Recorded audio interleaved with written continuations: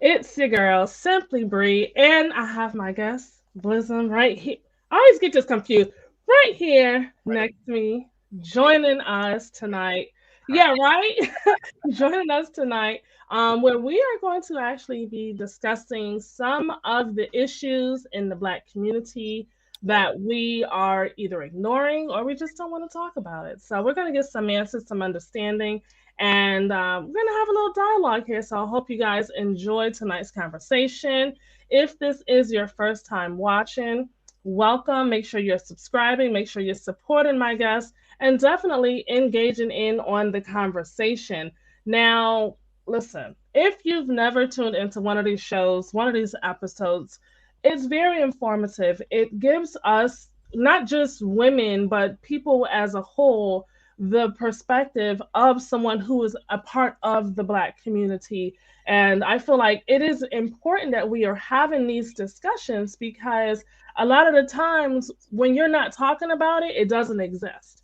Right. And how can you fix the problem if you are pretending as if it does not exist? So we're ripping the band-aids off and we are going head first into what the problem is and what can we do to actually resolve it. So my guest has definitely selected his four topics, and my guests are always transparent, they're always honest and forthcoming. So like I said, if they say something that you can resonate with, definitely go ahead and drop it in the comments. We'll pull it up and we'll definitely vibe with you guys. So tonight, just let me ask you this first, Wisdom. Okay. When you seen the topic, just the theme of the show, what came to mind knowing that you were going to be a part of this episode? I think probably if we talk about just pressing concerns with us as a people, I'd start at the very top with financial literacy. Uh, Mhm. that's at the top of the list because money can fix. It can't fix everything. I know people like to always say, "Yeah, money. Money can't solve all your problems." But I mean, if I'm being honest with you guys right now, that's listening, like I literally don't have a problem in my life that money couldn't fix right now. Like, and I say that with all honesty. Like, I don't.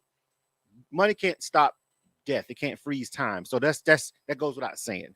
But I think that um, being financially sound on sound financial ground can solve a lot of problems. Now, don't get me wrong; it can create a whole plethora of other ones. We understand that, depending because money tends to highlight who you are as a person. So we have some inside other internal issues going on.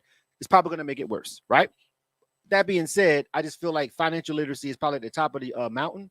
Next, um, after that, I'd have to just say our our family dynamic, like, and this is something that would be personal to me. Like, Right. I'm having a hard time banding my family together. I'm just being transparent and honest with y'all. I'm having a hard time. I've been trying to work on a family reunion for either side. My birth mother, my birth father. I've been talking with cousins. I've been talking with aunties, uncles, and everything.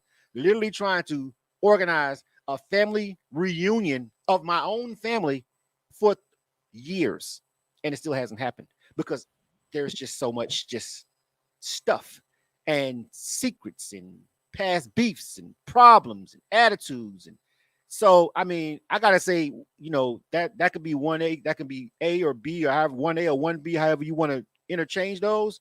But the family dynamic, the bond that we used to have as family members, I'm talking about, like, uncles used to mean something. If someone was your uncle, now we got kids going out here calling random strangers uncle because they Oh, naturally ain't taking care of them. You feel what I'm saying? We got people. You always now it's like we out here. And it's like, oh, what's up, sis? Because you don't speak to your real sister. You know what I mean? So it's like, you know, the family dynamic is broken all the way down where the people, your first cousins, used to be like siblings. Your uncles was like, if you something happened to you when you got brothers, it wasn't a question about who's gonna take care of you. It was assigned. The uncles and the aunts and it would step in before the grandmamas did because they was old. You see what I'm saying? And so I think the family dynamic, the cohesiveness of our families has been eroded over the years, and I can just attest to that in my own in my family, which I desperately want to fix. And we've tried different things and different steps, and we've come a long way, but we still haven't just had a family reunion. We only see each other when people die. You know what I'm saying? So I think that's got to be like two of the top things with me. And that's vital. Like it's so unfortunate because you want your children to know who their relatives are. You want them to grow up together. And it's important that they know so that they're not actually sitting here reproducing with one another too. You Uh, know. which is narrowly happened to some of my younger cousins. Almost happened to me when I was Wow. in my teens. I literally, me and one of my cousins on my father's side, we didn't know we were cousins, was literally crushing on each other. Like it was almost about to go down. You know what I'm saying? Like her brother though, fortunately, her brother was like, bro, we all cousins, right? Like, your mom and dad is. I was like, and that's that. I'm in my 40s now. That was a long time ago, and that was. I mean, it's just crazy. I mean, I think social media coming along, one of the, I guess, few benefits that social media does have is you can start to connect and put the strings together a little bit more on some of these networks and be like, okay, that must be my family because this person, that person, and call them auntie, and for real auntie. That helps because I've actually connected with a lot of my cousins, some first cousins I had never spoken to before Facebook was invented, right? But at the same time, it shouldn't even have to take that. Like we shouldn't need that to know our blood relatives. I mean, we ain't talking about fifth, third, fourth. We're talking about first and second cousins. You know what I'm Right. saying? Oh wow, yeah. Like that's just crazy. But yeah, so yeah, Yeah, I mean, I miss the family reunions. I miss once a year going down to Florida and seeing your cousins and knowing that there's people in my age bracket that can relate to what's going on. I just live up north and they live down south. right, right, And it's like you said, we grow up now calling strangers sis and bro and unc and auntie and feel that way though. The crazy part is you actually literally feel that connection with them because you literally feel like you may feel like your actual uncle really ain't your uncle, your actual auntie really don't fool with you for whatever reason. yeah, It could be distance, it could be a lifestyle choice or whatever. But you literally feel like those people treat you like your rendition in your mind of what a aunt should treat you like or what a sister should treat you like. And right, so it's more than just recognizing the dynamic. It's about how we treat each other as relatives. It's not about just knowing that's your cousin and knowing it's your family. It's like treating them like family. You know what I'm saying? Like embracing that fact and then acting accordingly with the fact that that is your family. Now, this is not to say you got to put up with a lot of BS. It's a lot of every family has those people that you know what I'm saying that are toxic, and sometimes you got to cut an MF off. You know what I'm yeah. saying? But I'm trying to keep it clean for the show, right? But sometimes, you know what I'm saying, that's not the route because that is family. So you try to fix it. You know, Listen, we just getting started. We are 9 minutes into this, and you are ready to make me create a whole new topic because it's vital, and yeah, it's what holds us together. This is what represents the Black culture, the yeah, Black family. yeah, So let's talk about the Black family because there are some things that you may possibly only see in the Black family that other cultures cannot necessarily relate to. right, Like you have the grandmothers who don't look their age and they don't want you calling them grandma. They right, giving nicknames.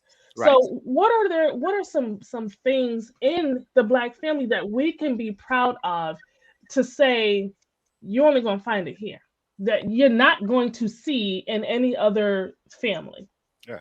Well, first of all, we could just take pride on our gene pool and our melanated skin because a lot of our grandmamas still fine. You know what Yeah. I'm saying? A lot of our granddaddies still got it. You know what I'm saying? So that's one thing. And listen, I understand that because listen, I'm 40 something years old, right? But I have kids and I have my kids are all graduated from high school, so at this point they definitely could have easily made me a grandfather. I'm glad they haven't because I'm not ready to be one. You know what I mean? I'm really not ready to be a grandfather because I just don't feel like a grandfather right now. But I know if they have kids, I got to step into that role, even if I don't really want to. It's just the role that I have to step into at some point. But with that being said, I think that That's one thing that we can be proud of. The second thing we can be proud of is, you know, if if no one else can really endure the hardships that we do in this country as African American people, black people, whatever you call yourself in this country, right? So we by just being here and having this skin in this country have had to mostly deal with obstacles that no other race has to deal with. And so we should be pulling from the strength of that. For the life of me, it's completely backwards that we have so much discrimination against us, but we're so separated. You know what I'm saying? What like again, there's a good and a bad thing to being black in this country, right? Like immigrants come to this country and they come from somewhere else, right? And so they automatically pool their resources together. But we've been here the whole time, right? Right. So our problem is just we're not willing to live 12 family members in one home just to save enough money to use that money to go out and build a dynasty. We're not going to do that because for so long we've been taught that that's living poor, and for so long we've been felt so downtrodden that we feel like if we ain't got to live like that, we ain't. So yeah, I know I got some money and my cousins got some money. Everybody gonna have their own place and everybody gonna have their own house. And we ain't doing no living together. I'll come and see you because you good on my nerve, and I see you, when I want to see you or whatnot or what have you. But that money is broken up, right? That money that could be pulled together like a lot of immigrant communities do. We don't have that. But then again, we're not immigrants. So I'm not even really mad about the fact that we're not like that because, we didn't ask to be here, but we've been here and we done made the most of what we got for the most part. So I don't want to bloviate. I don't want to go on. I'm just saying, I think that the one thing that we can be proud of is all the obstacles that we've overcome that's unique to us, but we have to take that energy and take those hardships and use it in our favor instead of trying to use it as a crutch. We use it as a crutch too much. The man always want to keep us. Listen, we gotta use all the hardships. You know what I'm saying, to make bricks to build on top of, not to constantly walk around and use it as an excuse sometimes. You know what I mean? Right. And I agree. I agree with you 1,000%.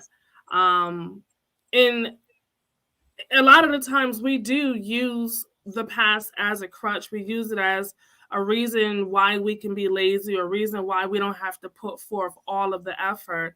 And in reality, instead of using it as excuses, what that's doing is that's enabling us.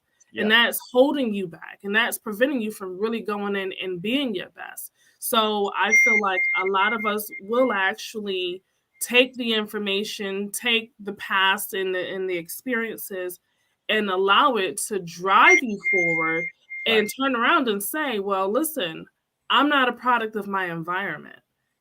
I am not my past. I am not my grandparents and my ancestors. I am a new generation, and going forward, things are going to go the right way, or things are going to be better off than how they were in the past. Right. And so I feel like, as a Black woman, we deal with a lot of pressure. There's a lot of sometimes high expectations that we set for ourselves because we don't want to be like the past, and we don't want to be like our parents. So we hold on to a lot, and that strength, that strength is powerful. You have people that can look at you and they can listen to your past and be like, how are you doing it? Right. Like, Right. how are you able to still go forward and be strong? And you have so many obstacles in your way. You have so many things set against you, especially you as a Black man. Right. Yeah. And to piggyback off what you said, especially with the sisters, and I'll say this to the sisters, right? Because this is the he said what show. So it's like, sometimes I want to give the male perspective on some things that sisters may not understand from my perspective. There are also, on both of our ends, but I'm talking to the sisters that may be listening right now, there are things like what you just said when you said, I don't want to repeat the past and do the things before, right? That's right. You should not make the same mistakes. However, let's also make sure that in trying to not be what our mother was, let's not lose. Let's because your mother was, a certain kind of way and a certain level of independence, and because your daddy wasn't there and all that, let's not bring all of that baggage, right, into how you deal with us as black men, how you deal with relationships, period, how you conduct yourself in the place of business. You know what I'm saying? There's sometimes, and it's not to preach to the sisters, it's like sometimes I see sisters that are so caught up with not trying to be about the way they came up that they kind of slick making some of the same mistakes inadvertently that can lead them to being a single mother again. You feel what I'm saying? That can lead them to not having healthy relationships. That can lead them to being labeled as, oh, that black bee on the job. You feel what I'm saying? That one manager that everybody hates because she wants to be such a boss that she's turned into an a-hole, right? So, and this goes for men too. We have our own level of crap that we do trying to fix. We don't necessarily want to we saw our mama struggle or whatnot or what have you, right? So as black men, we gonna take care of, certain women that we love, but because our daddy treated our mama like crap, we kind of sort of inadvertently treat the random woman that we don't love like crap. Now the woman that we love, we may treat like that, but we're gonna treat every other woman like they ain't nothing because we don't got no love for them. Whereas that the problem with that is they're all black women. You see what I'm saying? So you gotta try to you just but then there are instances and there are circumstances, but as a man, when you raised up, it's like you're looking at your mama and she's struggling, and that love that you have for your mama, if you develop that love for another woman, right, that protective nature, it kind of kicks in. But it doesn't work for random women, and a lot of women don't understand that. A lot of women don't understand how they can be the black man and he can be married and love his woman and treat his woman like a queen, but treat random women like hoes in the street. You know what I'm saying? But there's a definitive marker. We'd be so confused about that. The definitive marker is how he feels about that woman. It doesn't translate just because you black. And that's what we need to address. I myself am guilty as such. I've gotten better over the years. You know what I'm saying? Yes. But when I was in my younger years, I was completely like that. You know what I'm saying? Like, so it's a process. It's something that a lot of men, black men especially, have to grow into. Unfortunately, some of us have to grow into it because of our influences when we're young, right? Sometimes it takes one of us. Sometimes it takes us having a daughter or something to kind of make us see the light. You know what I'm saying? And we should we should automatically see it, but sometimes it just don't work that way. You know, right. So there's that point. Man, listen, because I always try to remind guys, listen, you out here dogging the sisters, and then you turn around and you have a daughter. Mm-hmm. What do you think somebody may do to your daughter? Do you want someone to treat your daughter the way that you're treating someone else's daughter? Right, but in retort to that, like I tell my daughters, you know what love, you know what it's like to be loved by a man, right? Okay. Now I'm not one of those fathers that gave my daughter everything in the world she wanted, but I was protected. I never abused her. You feel what I'm saying? So better than to let a man put his hands on you. Better than to let a man, you know what I'm saying? Like just do something crazy to you like that. Like you wasn't raised in that kind of household, and that's not what you saw as love, being brought up. No, even because me and her mother wasn't married, so even in her mama house, she didn't get that, and even in my house, she didn't get that. Right? You didn't get that on either side of your right. So you should know better. So, but I say that knowing full well that she's gonna probably experience and run into a guy that she likes that don't give a damn about her, right? And I know that. So when I speak to her, when I talk to her as a father, I'm like, listen, some of these niggas just ain't gonna be shit.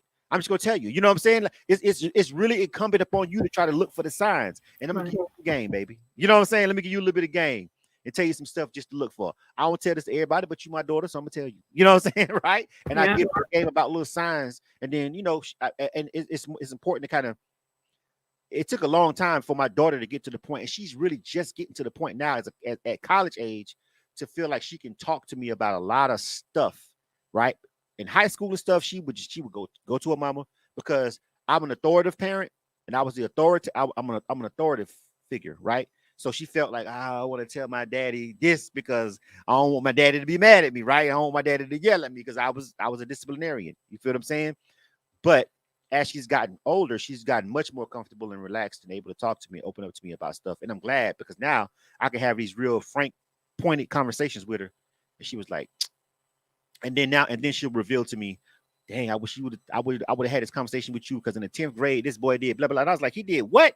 And why I ain't hear about it? Right. Right. You know what I'm saying? Because you probably would have went to school and you be in prison, daddy. You know what I'm saying? Right? You tripping. You know what I'm saying? So it's like, listen, yeah, they knew not to bet. Better. You guys know me good enough not to tell me that, right? At that time. You know what I'm saying? But now she feels comfortable telling me stuff. And she's like, but if we'd have had this conversation, I could have foreseen that he was gonna be that crazy and be that way anyway. You know what I'm saying? So now I'm just glad that we had a conversation now. Right. Before she meets these brothers out here in their 20s that feel like they're gonna try that same thing. Right. Yeah.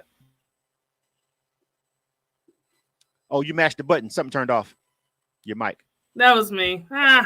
Thank you. So it's interesting because going into the next topic, upbringing in the households, I feel like this is very important as well because if a young girl grows up without a father figure in the household, who's having these conversations with her? Who's schooling her?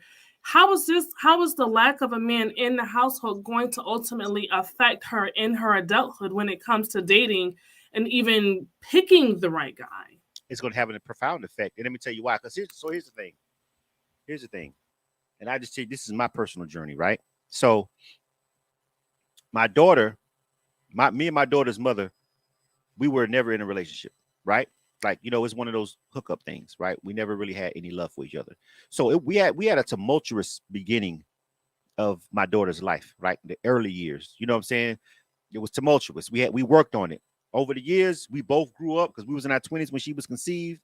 You know what I mean? We definitely got better over the years. In our 30s, we kind of, you know what I mean? We just grew up and we both matured, and in the conversations that we had, instead of yelling and cussing, got better. They got the regular conversations, and then everything started to pan out and got much, much, much better, right? That's just I feel like that's just a personal testament to just me and her as individuals growing the hell up, right? But I also, while raising a daughter that did not live in the home with me, I was in a relationship with a girl who had a with a woman who had a little girl. So I was a stepfather, and I also had a daughter. So I saw two different things happen that I've always just like pulled from when I'm talking and having these kind of conversations. The relationship that my stepdaughter had with her father, which was extremely much worse than what I was going through, right? Extremely broken because it was based on a relationship that her mother had with the father, right? That was really bad, right? So she had a very poor taste and vision of what her father was. And what I would try to do oftentimes, even though I know he wasn't a perfect guy and there was a lot of things that he did that was just foul, but I would try to temper that level of hate that she was just building and building, because I was like, I'm just going to be a voice of reason as a man to tell her certain things because she was feeding off their energy. You feel what I'm saying? And so it made her get further and further away from her father. And I would always try to encourage her, like, listen, sometimes you just don't know everything that's going on, because I know that my relationship with my daughter was strained a little bit in the beginning because of the relationship that I had with her mother. So we got to stop letting our problems as adults affect how it trickles down to our kids. See, I started on both sides. So it's like, while I'm sitting over here dealing with my baby mama, seeing our stuff strained, I'm sitting here in the house with a little girl, seeing how that actually works in real time, affecting her because of the stuff that's going on with her and with her mama and her daddy. So I'm sitting here looking at my stepdaughter like, I know my daughter may be going through the exact same stuff or thinking some of the exact same stuff. But every man's not going to have that mirror. You see what I'm saying? But I looked at that mirror and I was like, no, because I know I'm looking at my stepdaughter and the things that she's saying and the way she's starting to feel about her daddy. And I'm like, I can't. So I had to start making concessions. I had to start changing my habits and changing my ways and doing different things, because I said, I know if she's feeling like that about her daddy, and me and her mama keep fussing and fighting every time, Same thing. She gonna start feeling that same way about me. You feel what I'm saying? And I was just fortunate enough to just be able to be one of those people that just sat and watched that, and it was just like, No, that's not gonna work, bro. Because now you sitting here watching what happens when that goes on. Right. Yeah. Right? But I just think that I don't know, as far as bringing in the household, we got a lot of blended families, and we ain't never had no. See, here's the thing: it's so many black people with blended families, and it's like we don't have no training on that. Like it's listen, we couldn't even deal.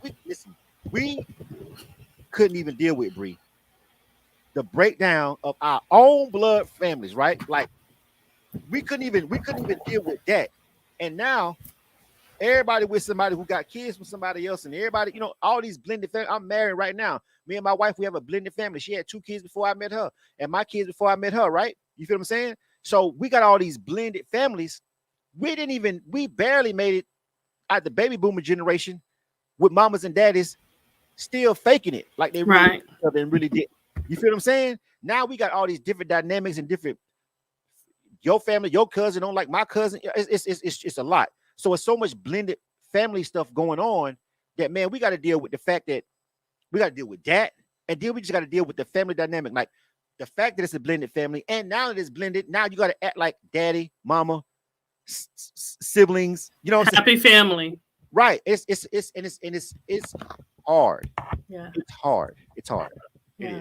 But a lot of my friends, how many people with blended families? How many people that mama, everybody in the household got the same mama and daddy?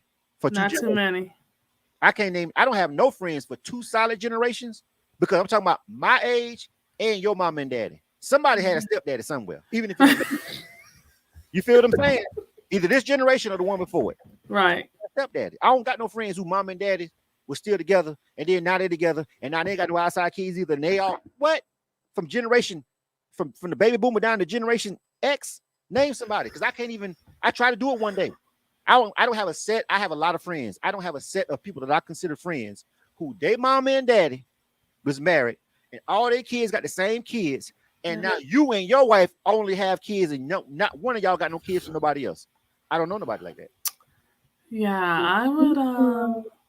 I'd have to think about that one. I'd have to go through my list of people that I know and really, because I know a lot of people that were raised with the mom and the dad. And there's no stepchildren involved in that, but they don't have children right now too. So it would be a matter of if they get with someone who doesn't have children, right, and they have a child together, that would really be the only way it could happen. And so if you look at the number of people who are dealing with that upbringing in the household, it's not even the way people look at, like, household. The way the world says we should look at household, like defense, mom and dad, like, first of all, mama got to work too, because the inflation in the economy is crazy. Yes. Daddy working a regular job and being the sole provider, those days are done. Almost every woman I know, either both of y'all work, sit at home moms, and on top of that, just the whole dynamic, it is not the same. We got to stop acting like it's the same. So we got to adjust to these new real life dynamics that's really going on. That's actually been happening for a whole generation at this point, almost. Yeah. I agree with you 1,000%. And it's not like we can adjust, because every generation has adjusted. Right. So it's just a matter of doing it and being okay doing it. What we're going to do is we're going to take a quick break. It is past 8:30, but I definitely want to continue this dialogue because we have a couple of other topics for you as well. And I already knew you were going to get some extra ones. So what we're going to do is we're going to take a quick break, and then we will return. You guys are tuned in to He Said What? With myself and my guest, Mr. Blizzum himself. We will be right back. Yeah. Support of people of color begins with support by people of color. Introducing Melanin People. Melanin People is a new, innovative new social media platform for people of color from all around the world. It's a place for us to interact, showcase our talents, express our passions, share our cultures, and do business, both locally and internationally. Download the Melanin People mobile app now, connecting people of color. All right, we are back. That was quick, right? I was like, whoa, I didn't know it was that quick. You guys have tuned into He Said What with your girl Simply Bree and my guest Blizzum. We are talking about some issues within the Black community that we need to tackle and address and come to some type of resolution. So we just went over the upbringing in the Black households. One thing that I feel is very important is financial and credit awareness. Now, because listen, I don't know about you, but growing up, I done had a light bill in my name.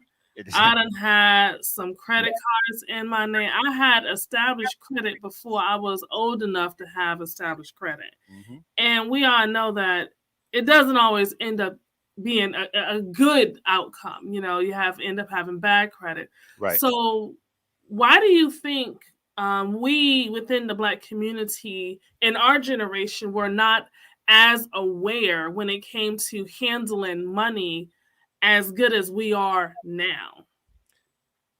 Are we good now? Because I mean, it depends on who I'm good now. It depends on who you're talking to. Like, well, you're also, running your own network and doing a lot of other things. So kudos to you, right? You got a point. Thank you. You know what I'm saying? So let's put things in perspective, because sometimes people like you and me, we sit back and we look at where we're at and we forget that we are anomalies for the most part. And you got to sit back and just generally look at like how many of your peers are on that level that you grew up with, that you went to high school with, and unfortunately, we do live in the information age. So I will say honestly, I honestly feel like the internet, for all the bad, I'll take all the bad with the internet and just give me the good that come with it. Like if I got to deal with the bad, I deal with it. The information age, which is the age that we live in, has changed a lot. There are a lot of self-made millionaires because of information they found on Google and YouTube and stuff like that. So I think if anything is contributed to the financial literacy of us now, it's because they can't hide the information no more. You see what I'm saying? Now, what we can't change is we can't change our skin. We can't change the network and the circles that they run in. We can't change the favors they do. We can't change the nepotism. We can't change the racism when we go get a job. We can't change none of that. But the information, we can find the information about what we want to know. That's a major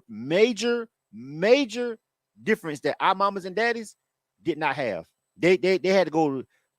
I mean, if they did have a library card, if it was one next to them, or if they had access to an encyclopedia or anything, the information and the technology has changed. We people call it retail investing, whatever kind of investing is investing, and you can do it from your phone. You feel what I'm saying? So technology and information has transformed it and kind of not leveled the landscape, because we still got our skin that we got to deal with, but it has definitely made it a little bit different in a lot of different sectors. Like you can start an LLC on LegalZoom for $300, right? You don't have to do the paperwork. You don't have to go hire an accountant to start your LLC and start stuff like that. You can do that literally with the click of a button and the mouse on the laptop, right? So technology and information has contributed to why it's not the same as our mamas and daddies. However, comma, and I mean however, comma, right? However, comma. With that being said, that's why people like me and you thrive. That's why but the basic problems that you mentioned when you first started, growing up with a light bill in your name. Why? My wife had that same experience. Why? Well, because of issues that her mama had. Yeah. You feel what I'm saying? Right? Yeah. So those issues we have to fix, right? We have to fix those outline issues. So the reason why back then that you had a bill in your name was because times was hard. Maybe your mother could have had 1,000 issues. It could have been drugs. It could have been whatever, and she needed the lights on, and that was the way to jug the system. And that's just what it was. And you paid the price for it as a young adult, right? In turn, guess what? I didn't know. Now your mama put a light bill in your name, right? But guess what I learned in my generation? What? I learned on the internet. I got good credit. Well, how can I help my kids? Instead of putting a light bill in their name, let me add my son's name co-signer to my credit cards, so they can already start building established credit before they even know they even have credit. Exactly. I learned that move on the internet. I learned white people have been doing that for a long time. You ain't got to give them the card. They don't even know they own the card. But you're gonna pay your bills on time. I know. Well, since I got good credit and I don't work all this hard to make my credit to be, 750, 800. How can this benefit not just me but my family? Exactly. Add your kid's name to one of your cards. it automatically puts them into the credit system. Don't even give them the card. But if you know you're gonna pay your bills on time, it's gonna look like they've been paying bills on time because they're part of the card, right? And you can ask them if they want to do that. I didn't even ask my kids. I just did it because I knew it was gonna help them. Right. Just do stuff because you know it's gonna help, right? And right now my kids have great credit and they don't even have credit cards. But the system thinks they got an American Express, and the system thinks they got a Discover, and the system thinks they got 2 or 3 visas. My wife, when I first met her, not when I first met her, but she was a single mother. She was struggling. I love her. I did the same thing for her. If you love your woman, you can do the same thing for her. If you got good credit, you finna embrace this woman, and you gonna marry her. And I'm married her, and made her part of my world. Oh, your credit need. Oh, okay. So we're gonna put your name on a couple of these cards too. Hello. Let's get that thing. Let's move that thing along. Let's move this process faster. We got to pay these bills out, but we can help. I can help like this too, right? Because I had good credit. You feel what I'm saying? And again, that's another relationship show where you feel like, okay, do you want to, how do you feel about marrying or dating somebody who ain't in your same tax or credit bracket? Or right. whatever? Yeah. We could do a whole show on that. You feel what I'm saying? Because sometimes you don't even know. Because guess what? She had the kind of mama that put light bills in her fucking name when she was fucking 16. I did. Right. It didn't mean she was a bad woman. It didn't mean that she was trifling. She was a victim of circumstance. Mm-hmm. Understand what I'm saying? All right, Queen, I can help you. Let's I can't fix the past, but let's try to help. Let's try to move it along now. So there's a lot of listen, Bree. We can, but financial and credit awareness. You know what I'm saying? Or I'm just trying to run it down as much as I can in this 1 hour. You know what I'm saying? But yes, those things, and then we can go all the way back to just the basis of how America operates. They'll teach you the stuff you really need to know in school. You can learn about trigonometry, stuff that you'll never use, but they don't teach you about your FICO score. That's not required learning when you leave high school. Right. You feel what I'm saying? Yeah. I mean, let's keep it real. It's a problem with the structure of the learning, the way our kids are taught, the way the school system works. You know what I'm saying? And so some of this stuff, some of these parents, some of y'all parents are leaving too much up to the school. Because guess what? My school, I knew the school wasn't teaching my son that. So I had to teach him. But I can't teach him what I don't know. When did I learn it? Right. I learned a lot of stuff on the internet. Because I'm a go-getter. Because because of my internal workings, I'm a grinder.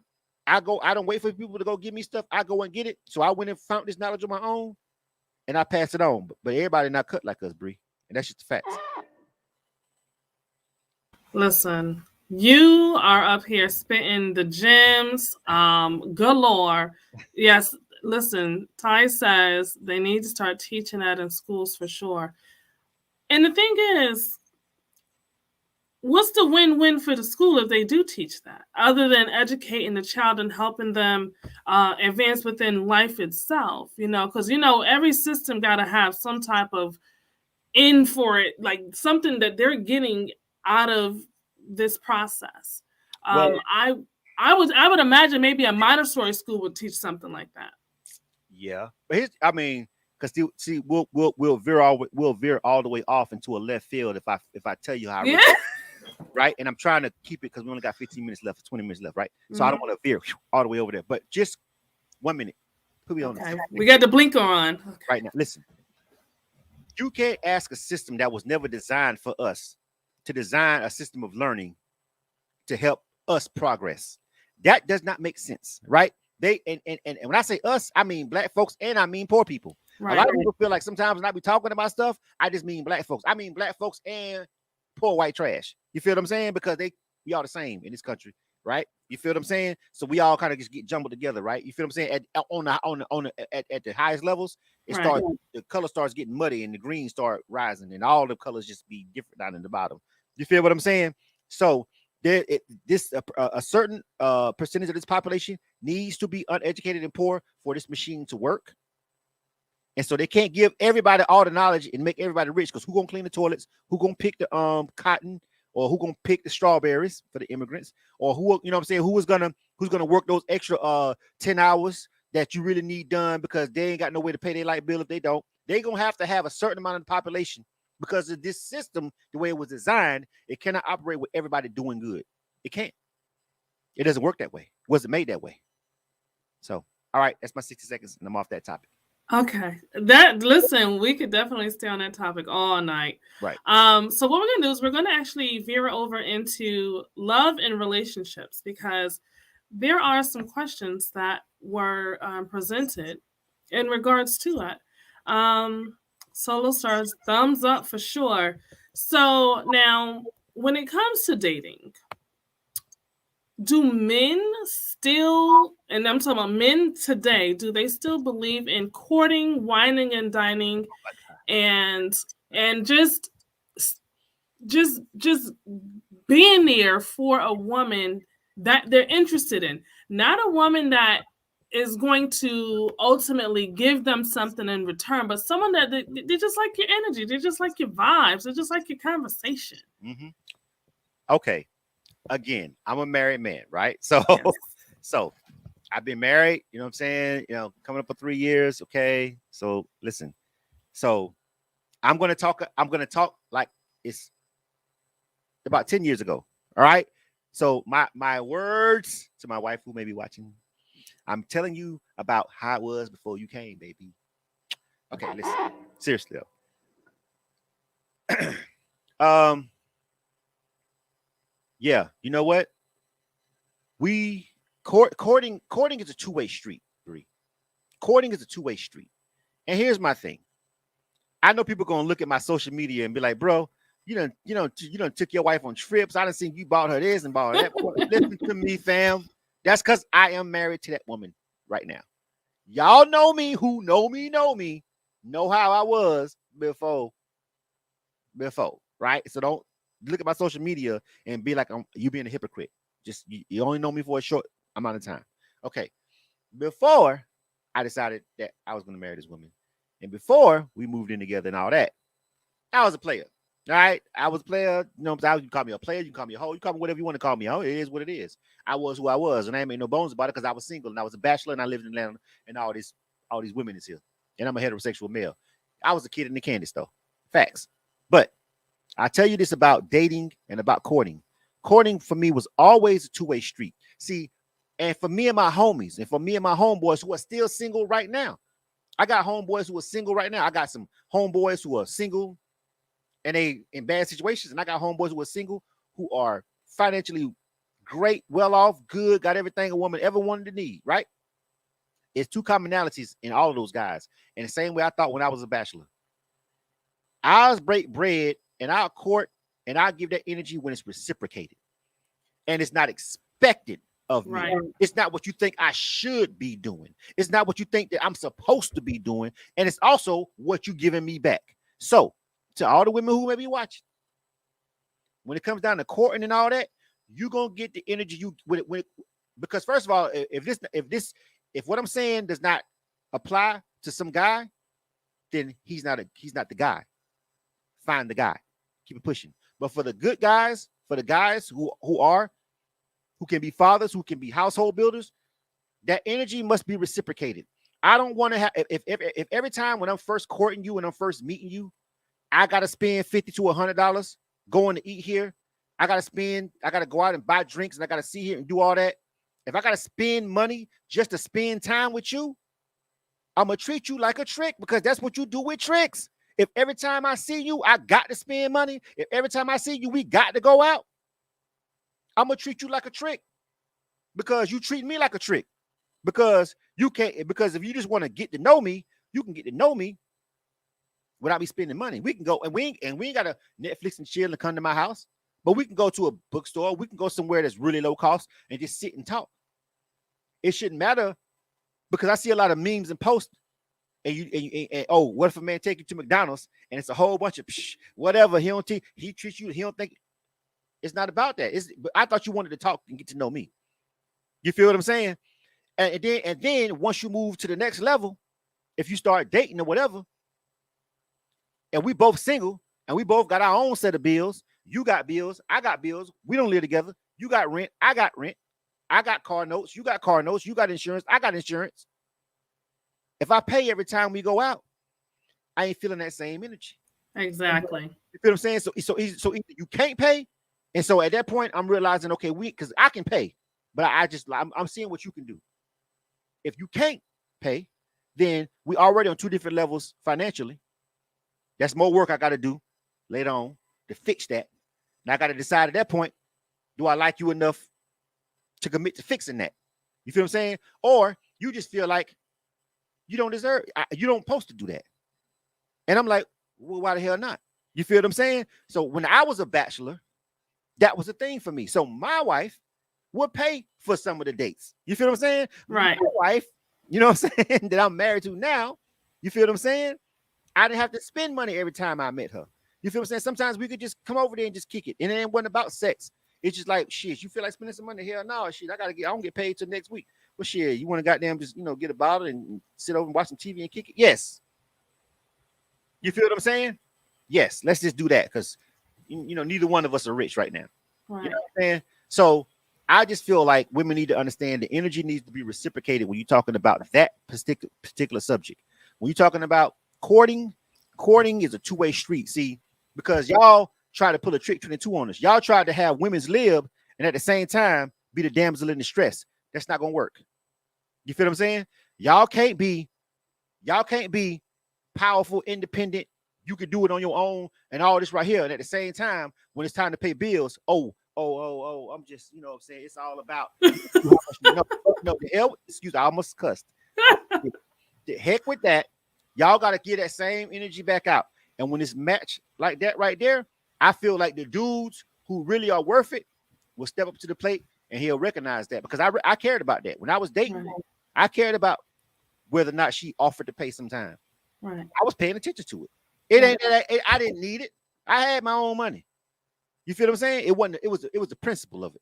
You feel what I'm saying? It was the principle, bro. Like, are you gonna attempt to take me out? Are you gonna, you know what I'm saying? Like, I want to see what you. Are you gonna reach? Right. You feel what I'm saying? Because you want me to court and do all that, right? You know what I'm saying? But so that's just a little bit of nugget that I'll give advice. And again, like I said, I haven't been a bachelor for a while, but I feel like that particular thing about men hasn't changed because I still have single homeboys, and they all still in that same mind frame. When they vetting, because we getting vetted like you getting vetted. You feel what I'm saying? Because y'all gonna give us the representative at first, and we're gonna give y'all the representative at first. And at some back, we're gonna start peeling back the layers and start revealing the real face. The representative, we're gonna start pulling back the layers of the representative that we give y'all when we first meet. You know, that fake person that you really, when you first meet somebody, it's a little fake. Right. That just seemed too good to be true. Right, that representative, we're gonna give y'all that, and y'all gonna give us that, but we're gonna start peeling back those layers. And as we peel back the layers, we're gonna start seeing what's really real, like what's expected of me as a man and what's expected of you as a woman. Right. Okay, so first of all, I wish I had a round of applause, man, because listen, you laid it down. Now, I actually want to bring a comment back up that was made from my homegirl, Ty. She says, I don't mind paying on dates. I'm just not paying on the first date. Do you feel that the expectations when it comes to the first date, whether we even go somewhere, do we have to go somewhere that's going to require anybody to pay? Why does anybody have to spend? And when I say spend money, I'm talking about just as a person, just as a dude that's just like out here. Like, I mean, bro, like I don't consider, $20-$30. I don't consider $20-$30 money. Now, to some dudes, depending on your situation, I have been in situations with my life where $20-$30 was a lot of money, but that's been a long time ago for me. You feel what I'm saying? So here's my thing. Again, to that question, to that specific question, she's saying she don't want to pay for the first date. Well, how about nobody pays? I am a fan of Dutch. I don't know what happens to Dutch. I love Dutch on the first date. You feel what I'm saying? Dutch on the first date should be law. Matter of fact, Dutch on dates 1 through 5 should be law. Because why do I have to lose just to see whether or not you like me? Why? Because you could be, not saying that the person who said that is this kind of person, but you could be one of these women that's going around here just saying yes to anybody that want to take them out because they're getting a free meal. Right. You feel what I'm saying? So you had women like that who like, I'm gonna go out with any nigga if they paying. You paying? You want to go out to eat? Yeah, I'm hungry, nigga. I knowing you don't like this, brother. Knowing you would never in your life envision yourself laying next to him under no circumstance whatsoever, but he paying for food tonight. And I might as well go and get, so I can go in there and talk to him a little bit and smile in his face a little bit for free meal. What happened to Dutch? Dutch, for anybody who don't know, is when you pay for your food, I pay for my food.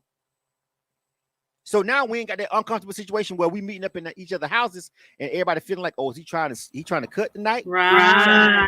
Oh, is he crazy? Is he gonna kill me? Like, you know what I'm saying? What the women are more scared, like, I don't know if he might be crazy. So you don't need to let strange men know where you live and lay your head, ladies, at all. He don't need to know where you live because he could be cray. We get that. As a man, you look at it like, am I just the dinner date for the night? Am I the meal prep for the night? You know what I'm saying? So we gotta watch ourselves. So how about Dutch? I am in favor, and I tell my daughter this. Okay, I'm not saying nothing I won't tell my daughter. All right, I tell my child this. Dutch on the first 5 ain't nothing. Because guess what? If you got to pay for it, you ain't gonna want to pick Papa Do's and Benihana's, Spondivits, and you ain't gonna pick all that if you know you're gonna have to pay for your food and your drinks. Mm-hmm. You feel what I'm saying? So guess what? You're gonna pick a moderate place because this is all about the bonding. And if he like you, if he still want to see you 5 dates from now, trust me, ladies, I promise, he ain't gonna ask you the next time. He gonna be like, that third or fourth time. 5 is a lot because some of y'all feel like y'all got to get it up top. Let's just say 3. That 4th time, he gonna be like, what you want to do? I got it tonight. You know what I'm saying? He ain't even gonna ask you, but he ain't even gonna see. Dutch gonna be off the table because y'all already done. You done spent so much time with him at that point on your dime. He know that 4th time you must like me because at this point you done spent the $100 to come see and talk to me because you done spent 20, 30, 40 3 times. You done spent the $100 of your money. You done spent your gas money to pull up on we done spent that money to pull up on each other at this public place, right? So that 4th time, he like, yeah, it's got to be good. I mean, you know what I'm saying? She done spent her bread just to even have another conversation when we passed that first conversation. That's it. Dutch for 5 dates. I love it. Listen, I'm about to start promoting that because that's what's up, and that helps eliminate the, oh my gosh, is this person just using me for free food? I literally posted not too long ago under somebody's comment, like, and this is something that women need to actually get comfortable doing. Take yourself out. Go out by yourself. Wine and dine yourself. I will go and spend $75 on myself and know that I deserve it. Like, it's a good time. I'm eating good. I'm not complaining. The ambiance is there. So guess what? When I meet a guy and he trying to go to McDonald's, listen, I don't take myself to McDonald's unless I want some toxic stuff in my body. Right. So if I'm going to go somewhere and I'm going to spend $40, $50 or $30 to $40 on a meal, and you want to go out on a date, yeah, we can go. Let's go where I go, and I'm gonna pay for my food. I'm cool with that. That's okay. Because guess what? Now, and listen, I ain't got no problem with that. I ain't saying you got to go to McDonald's. I'm saying if that's where you want to go, if that's how you eat, and that's how you treat your body and yourself, and you know how your temple is, and you know where your finances is at, check them. I want to go to Razor on the River. I'm gonna pay for mine. You pay for yours. Yeah. So we gonna see what everybody. We gonna put everybody. We gonna put it on the table and see how you eat, how you treat your body. You know what I'm saying? Are you gonna be hesitant, whatever? Because listen, I love to eat. Let me tell you something about dudes that got it. We ain't got no problem spending it on ourselves, but baby, I promise you, I'm looking in the camera. If I got it, I'ma always ball on myself, just like y'all. So if I got it, if I'm straight, it's a quick way to find out. The problem is I can be straight, but you ain't finna try me like that. You ain't finna try me like a trick. I may act like I'm broke and I know I got it, and I'm gonna treat you like I'm broke, and I'm gonna make you think I'm broke. Right. You trying me like I'm a trick. Yeah. You understand what I'm saying? So if you do it that way, you saying, Bree, that works perfect for guys. Because for us, that's how you treat your body. I eat good too. What you talking about? You ain't saying nothing. Yeah. You feel what I'm saying? So if that's how you treat yourself, that's how you like to be treated, that's cool.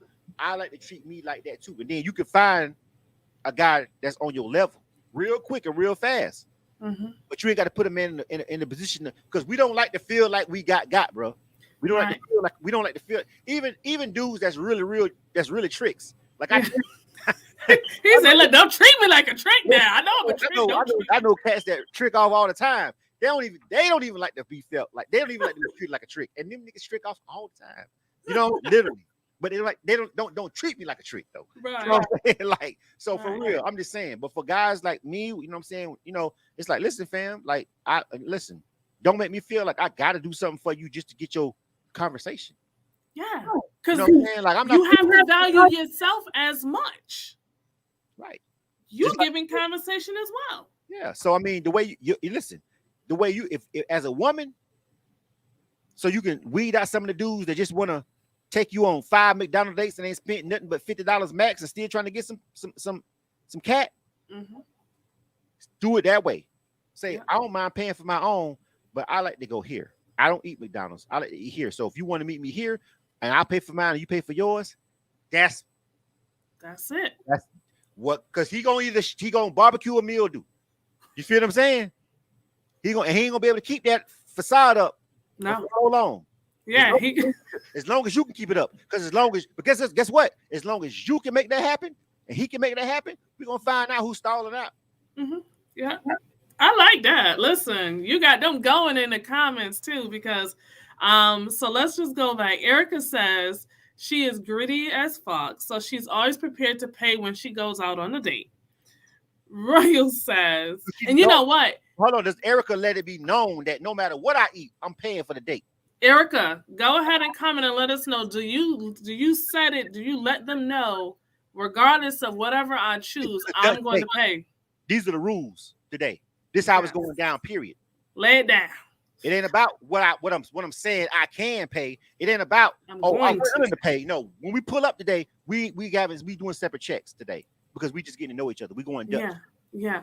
And you know what? I feel like as a woman, it's important that we come with our own money anyways, because what if you don't like him and he's expecting you to put out if he pays? You can pay for yourself and keep it moving. Like another conversation I had with my daughter. You know what I'm saying? Do not do it. And if you ever in a situation that he's trying to leave you and walk out, you call my phone. You feel what I'm saying? Yeah. You feel me? Call me. You know what I'm saying? Don't feel like you got to be pressured into doing nothing. That's what I'm here for. That's what that is for. Right. You know what I'm saying? If a nigga ever try you like that, you feel what I'm saying? Don't feel like you got to do nothing you don't want to do. Just call my phone. I'll pull up wherever you at, or I just put the manager on the phone. I give my credit card number. But you ain't got to worry about that. You feel what I'm saying? Yeah. You know what I'm saying? So that's a conversation you got to have with your baby. You feel what I'm saying as a man? Yeah. RG says, me paying on the first date doesn't mean there is a second date. Food is food. Prime rib or McDonald's. I won't spend another dime if I don't like you. Royal Gaines, bro, I feel you, bro. Yeah. But I ain't finna let him get that first one, fam. Let's that's the problem. That's where it all starts, my brother. And listen, I understand what you're saying. You feel me? If I didn't like my wife, we would not be married. You feel what I'm saying? When we went out, we was vibing. But understand what I'm trying to get you to understand, bro. Let's not let him get the first. You feel what I'm saying? I ain't feeling you. We ain't even going nowhere. When me and my wife first met, we was just kicking it. Like we didn't even do, we went out. We eventually went out, but we was kind of going to each other's crib, kicking it. You know what I'm saying? We didn't spend a lot of money getting to know each other. And that's what I liked about her. That's what I liked about her. I didn't have to go out and spend money to spend time with her. She was willing to pull up to my crib. Right. Just call her. What you drinking on? I kept liquor, so you drink, I drink. I'll come through. We ain't got to do nothing you don't want to do, but she didn't mind just pulling up and just kicking it with me and laughing and joking and drinking and watching TV. Right. Yeah. You know what I'm saying? But then guess what though? And people was calling her crazy. People was calling my wife crazy when she was dealing with me at first. But guess what though? A lot of them still single. There you go. A lot of them ain't got them Louie bags I bought her. A lot of them ain't been out to the Bahamas and the Virgin Islands and all this other shit and Puerto Rico and all this in Vegas and all these other trips that we done took. A lot of them ain't did that with a man yet. They still waiting. But they was calling her crazy when she was kicking it with me like that. But I know what I was looking for. You feel what I'm saying? So that's just my own personal experience. This is man. Listen, y'all, you're tuned into He Said What with your girls Simply Bree and Blizzum. And let me tell you guys, usually we end at 9:00, but I still got another topic that we have not addressed yet. Okay. You guys in the comments. So okay, so Erica says, I rarely go on dates, and if I do, it's with someone that knows me. So I'm assuming, Erica, what you're saying is when you do go out on dates, they already know how you are as far as paying for your own food. So it's not something that it's not like a conversation. Either that or you're just going on friendly dates. Did she say everybody she goes on a date with is somebody she know? Yeah, she says she rarely goes on dates, and if she does, it's with someone that knows her. So Oh. it's not a stranger that she just met and they want to go out and, So see she gotta what get happens. so she kind of like got to get to know somebody like She's vetting them first. social media or something like that, and then she'll actually commit to going on a date. Is what I'm saying. Yeah. That's what she's saying, right? Yeah, that's what I'm getting to. Yeah, that's a safe way. That's a really safe way to that's I'm all about safety too. Like some of these dudes crazy, bro. Like how many times have we seen over the past couple of years cats killing women, and you know what I'm saying? Like, bro, I'm safety first over anything, ladies. That's why I'm like, yo, it's okay to meet him in a public place. Just don't expect him to pay to meet you in a public place. Right. I suggest meeting cats in a public place because cats is crazy. They loco, like so I ain't even tripping on that at all. Yeah. Man. Okay. So going into our last topic, crime and culture, is actually a good segue because relationships, when relationships go bad, sometimes it does end up in either domestic violence or criminal activities such as murder. What are some things that you feel or that you've seen that could possibly trigger someone or trigger the violence in them when getting out of a relationship?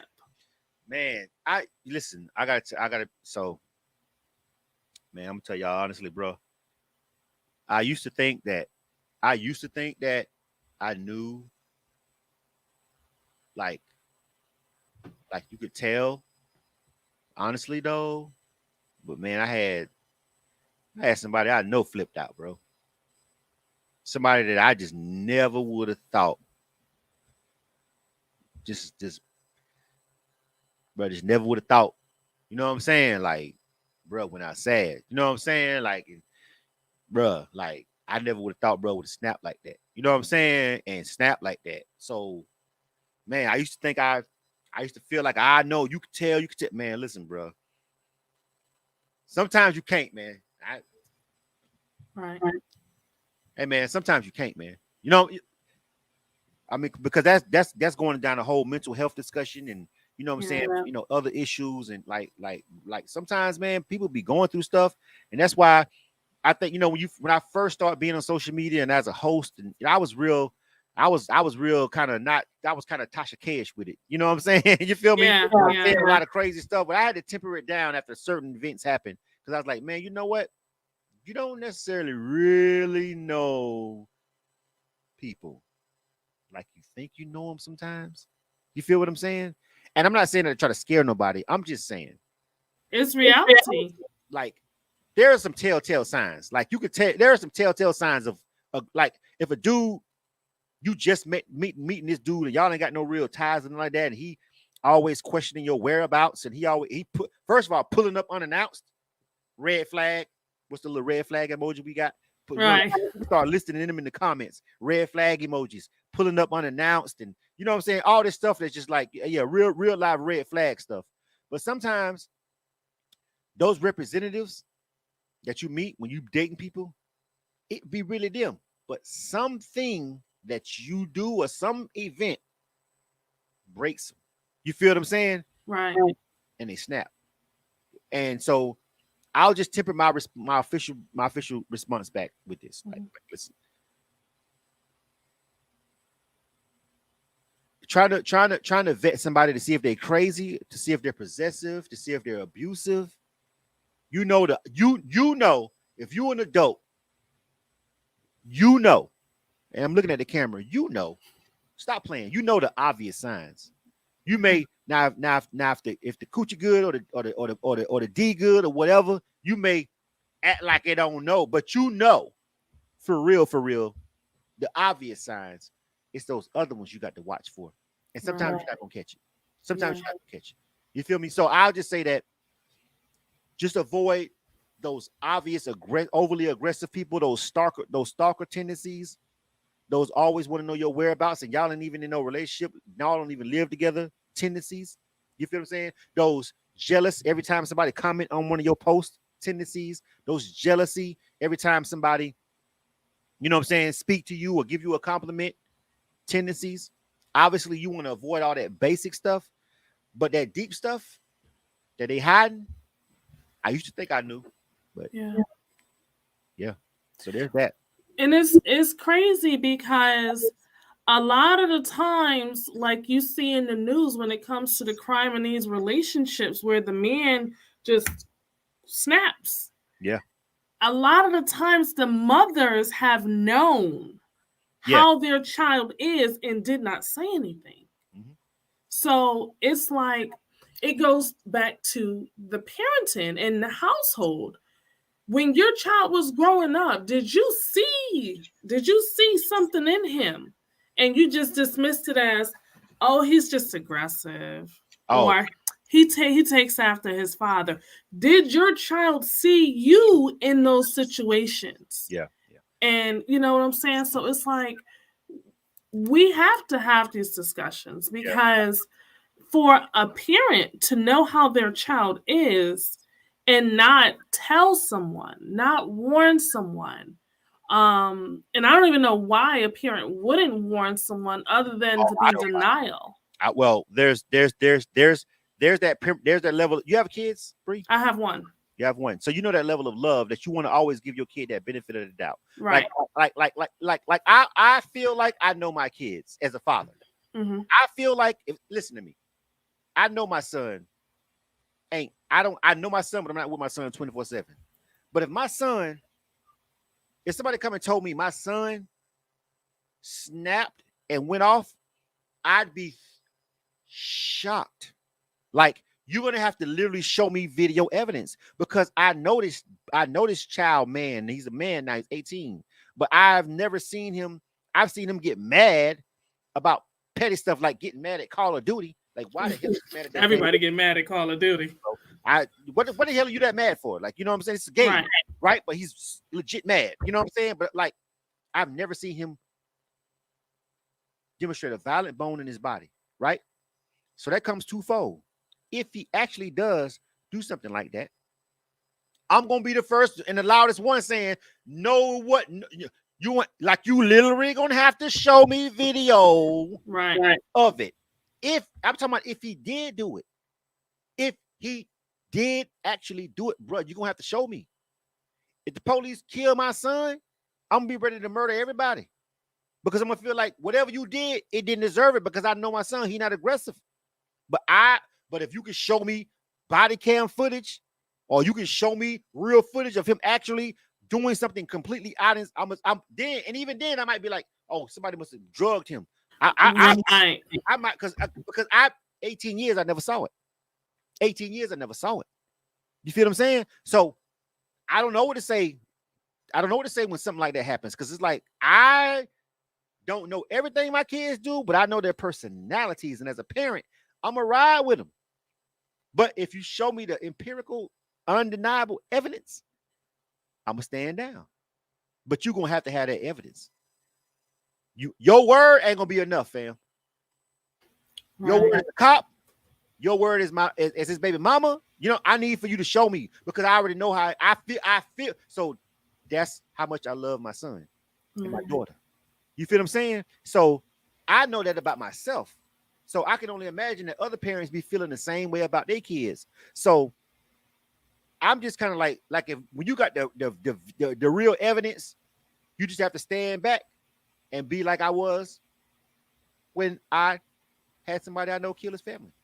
And I never thought it was gonna happen. I didn't see that coming. You know what I'm saying? You just gotta stand back. But you know what? Now I know it. Now I know it. Now I know what to look for. No, I don't know what to look for. No, I just know that. But you know it's possible. I just know. I know it's possible. But what I'm saying, my babies and my kids, now you gonna have to show me, because I ain't gonna just believe it. And I'm just being honest with people right now that's watching this show and listening. I'm not just gonna believe you, bro. You gonna have to show me. But if you show me, I'm not gonna put the blinders on like I didn't see that. And I feel like most parents are like that. You know, I feel like if you love your kids for real, and you feel like you know your kids and you've been in their life from childhood, raising them, you're gonna feel like you know them. You're gonna feel like, what? Not my kid. You know what I'm saying? Right. Some of y'all know damn well y'all kids bad as hell. And you need to stop it. I'm looking at you. You need to stop playing. You know they bad. You know they bullies. Stop playing. Yeah. RG says, I appreciate the honesty, brother. Yeah.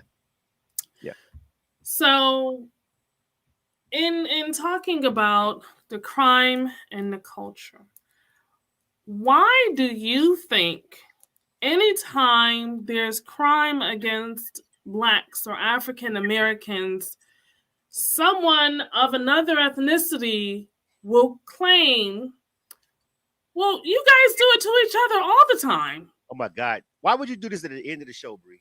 Like, Just saying.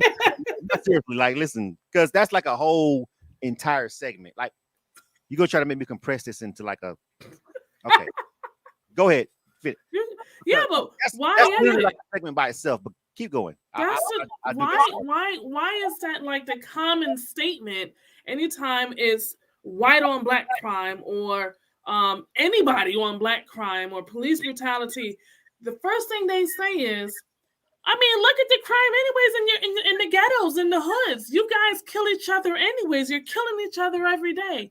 Why is it almost like that's a way to justify what happens to Blacks when it comes to crime and even the culture itself? Our first line, it's not, and that's bullshit. And I'm sorry, you got to edit that part out if it's on FM syndication. I'm sorry. There's no other. That's the nicest way I can put it. Like in my brain, that's literally the nicest way that I can say that to people. That's BS. Okay, so I could have said BS the first time, but still. We're gonna keep bullshit. That's okay. Okay. There is no so black on black crime as a physical act of a black person killing another black person, it exists.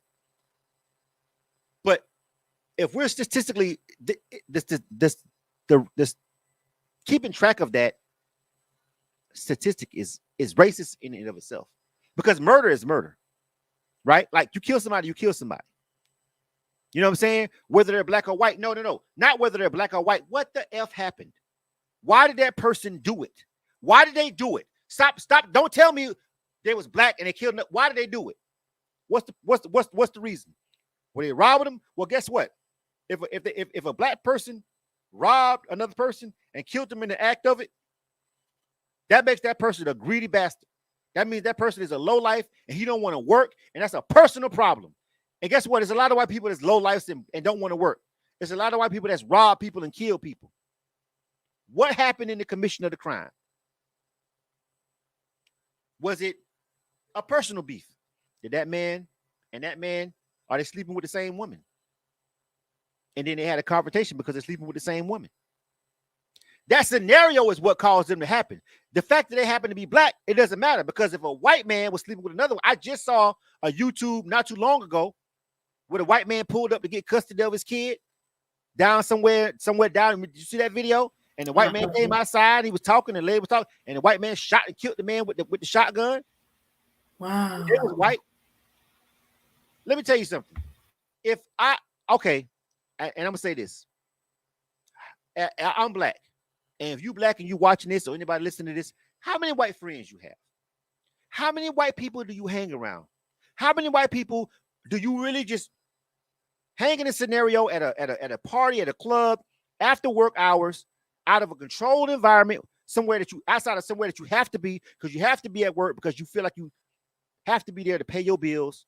So y'all have to be in each other's presence at work because you need to pay your bills. So that's why you at work. You ain't there because you just like hanging around those white folks that's at work. You're there because you got to pay your bills. How many white people do you hang around just because outside of work, or white people that you're in the presence of because you got to go to the grocery store or you got to go here and right there?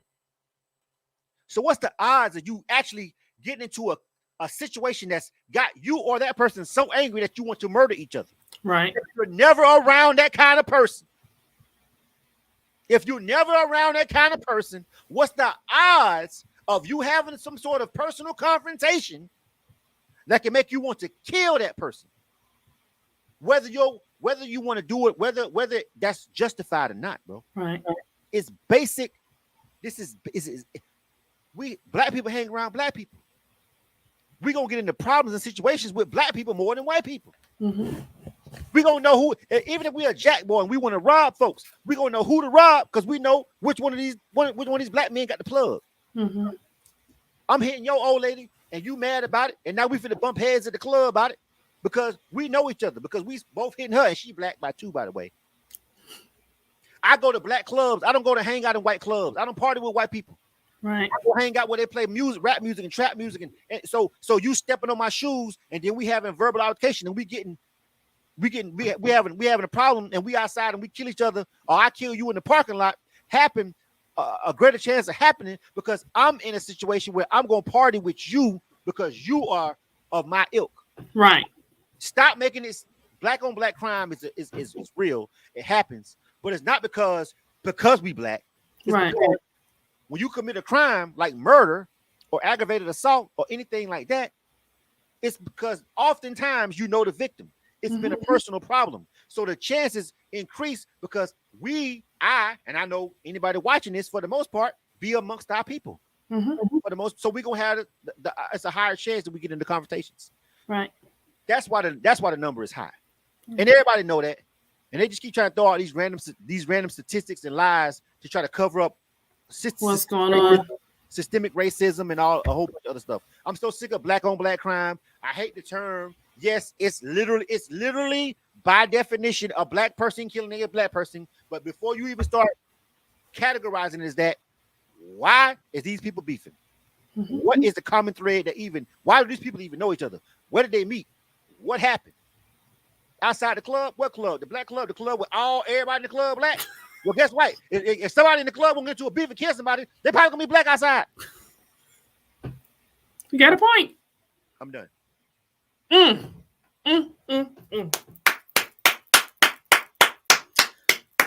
I mean, I couldn't have said it better myself. Like, I'm glad you said it. Like, we can do better. You know what I'm saying? And yeah, what can we do to decrease the violence and clean up this reputation that black people are violent and that we're angry, and what can we do? Well, some of us are angry. Some of us are downtrodden. That's just a fancy word. That's just downtrodden. I literally hate that word. But anyway, you know what I'm saying? Downtrodden, like we're just horses or something. Right. But anyway, yeah, it's whatever. But yeah, it's the word. You know what I'm saying? But no, seriously. We can do better. And it goes back to the very beginning of this conversation, Bree. When we start realizing the definition of family, start respecting what we can't, because again, we don't even love our blood family like we supposed to. So how we gonna love a random black person in the street? We don't even love our aunties and our uncles and our cousins. We don't even know them. We don't even have family reunions. We don't even know them. We don't even love them like that. And you want us to love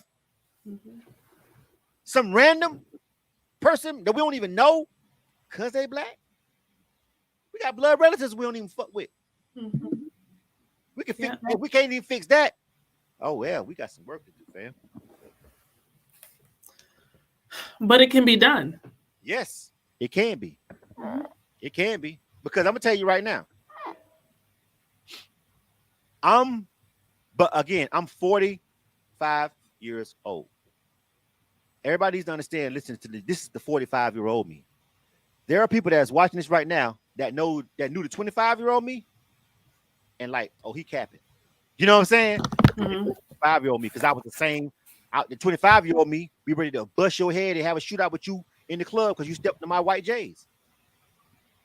That was a 25-year-old me. So I'm not even acting like I don't get it. I understand, I get it, but I'm 45 years old. You feel what I'm saying? All I'm saying is I had to mature to this level. Now I don't know.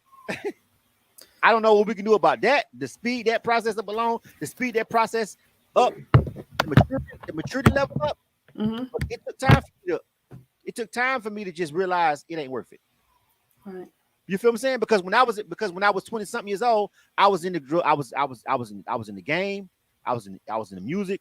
I'm an artist. People who watching this, you don't know. It was hip hop. We was going through the clubs. You had to stand. You had to show force. You had to show presence. It was the culture. It was all a whole bunch of things that made me feel like if you step on my J's, I can't let it ride. Mm-hmm. But guess what? It wasn't naturally really just all the way my persona. Right. It was just where I was at. You feel what I'm saying? Yeah. But after I kind of got away from everything, after I got out of the game and all that, and started just chilling and started finding other ways to make money and just chilling there, my attitude changed. Right. So I'm just giving y'all the honest truth and honest answer. I don't have an answer. I got a question for you. Yeah. Because this right here, the power of a woman, right? What can we Black women do to help Black men when it comes to the anger and the whole defending and protecting me? What can we do to prevent things from escalating? How can we help you guys prevent things from escalating to the next level? You know, now I tell you, my wife, she always be like, unless she done had a couple shots of tequila and we all in the club, because you know, one time we was in the club and she was throwing bottles and blows with me, right? But that was a long time ago. We've been through a lot. You know what I'm saying? I think we told that story when we was on your show, right? So yeah, but first of all, knowing that you will throw them bottles and them blows with me if it come down to it, and I got that level of trust that you will throw down if I need to. That means I know I can trust you. So I would say just being trustworthy. We're not gonna listen to somebody that we can't trust. Right. Nobody who listens and take advice from people they don't trust. Like you may not even love somebody. You can not love somebody, but if you trust that they ain't never did you wrong, that's just street stuff. If you out in the streets, I ain't got no love for a nigga in the street like that. Like for real, bro. You know what I'm saying? But if I know I've been dealing with this cat all these years or whatever, it's easy for him to set me up because I done already developed a level of trust because I done transacted with him so much. I got this comfort level of trust. So as a woman, I would say just don't break that trust. You feel what I'm saying? The worst thing you could do is break that trust with a man. If a man trusts you, because trust is easy. It's for me and for most men that I know, it's harder for us to trust and to love you. We can love you, but trust you. You mean believe everything you say when you ain't around me? Everything. And I wasn't there. Like, oh, ain't no niggas in your inbox. Despite everything you've been through in your past, trust is next level. So if you can get the man to trust you, I would just say don't betray him. Like don't the number one thing is don't betray him. You know what I'm saying? And if you can get that trust going, if he trusts you like that, then when you say something, he gonna heed it more than because he can love you, but ain't it the same thing? right? But trusting you, I feel like if you could just be a trustworthy woman, your trustworthiness would dictate how your words come in. When you say, baby, don't, baby, stop. When we look at you in the heat of that moment, even when we feel like we ready to kill everything, when you in front of our face and you like, baby, please stop. I trust this person. Yeah. This person is telling me I'm about to ruin my life. Yeah. Stop.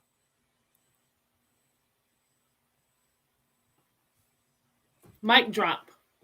Mic drop. That's it. I would say trustworthiness. Okay. All right. So we're going to wrap this up.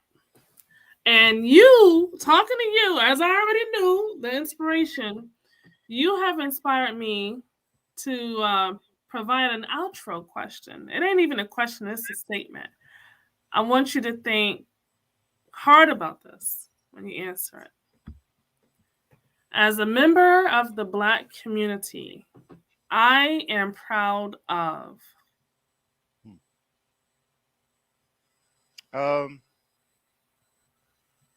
Out of everything we've been through in this country, out of all the bad and the good or whatever, I'm proud to be Black because we were the slaves. We were the bottom of the bottom. You know what I'm saying? They made us eat pig guts, and we turned it into a delicacy. Even though I don't eat chitlins, you feel what I'm saying? We made it way. We were the bottom of the barrel. But guess what? You know why I'm proud of us? Because in the end, all those motherfuckers want to be like us. They wanna make our music. They women want to get stuff injected into their body to make their bodies look like our women. They want to dress how we dress. We so damn fly by design. We can't be faded. They couldn't even take that from us. Why would you want to be? Why is hip hop, which is my industry, which is my back? Why is hip hop the #1 genre in the world? It's a big globe. Who started that? Us. We set the tone on fashion. We set the tone on what's funny. We set the tone on what sound good. Why? I'm proud of it because we can't be because we just fly like that. we just fly like that, and I mean there are other black people on Africa and everything, but the American, the African American, the person, us over here in this country that went through all that, we set so many trends and standards on certain things that we shouldn't have no business being trendsetters on. Our only problem is we got to start owning the stuff that we create. We got to own the platforms. We got to own the content. We got to own the copyrights. We got to own the trademarks. We don't own it. We create it, and then they take it and make money. Yep. But I'm proud of the fact that they even want to take it. Yep. Facts. That's a compliment right there. Yes. Listen, y'all give it up for Blizzum. Put them hands up inside the comments. Listen, I need you to let the great people know, how can they follow you? How can they get down with you? How can they become a part of what you have going on? Do you have any events coming up? Let the people know. Please let the people know. Well, I mean, I'm a plethora of things. So, you know, on the flyer it says host and entrepreneur. I guess maybe just entrepreneur. I host an internet radio show. I own K100 Radio. I created it. I built it. I'm also a recording artist and a producer. I'm also an entrepreneur. I got other business ventures. I own a freight broker logistics business as well. You know what I'm saying? So, you know, getting over into the transportation and logistics industry also as well. And so there's a lot of work to be done as far as representation in that field. Yeah. Jesus, that's its own separate thing. You know what I'm saying? But as far as just me, you can follow me. Like I said, you got the Blizzum Chainless. That's the IG. My internet radio station, K100 Radio.